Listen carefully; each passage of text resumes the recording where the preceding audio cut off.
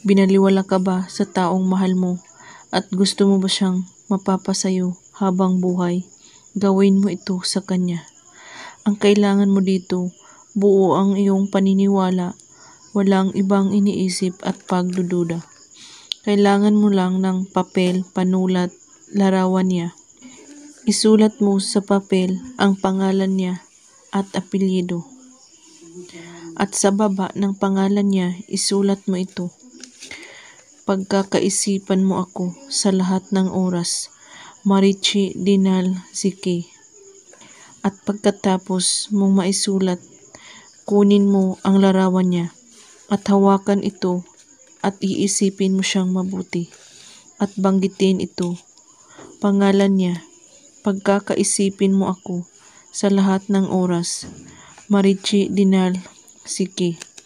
3 times ito ulit-ulitin sa pagbigkas. At pagkatapos, sunugin mo ang larawan niya at ang abo nito, ilagay ito sa iyong papel na sinulatan at itupi ito hanggat ito ay mabalot ang abo sa papel. Hawakan sa iyong dalawang kamay ang papel at sambitin mo ito. Nais kong tulungan mo ako. Tutuparin mo ang hiling ko at magpapasalamat ako. At pagkatapos, halikan ang papel at itago ito sa damitan.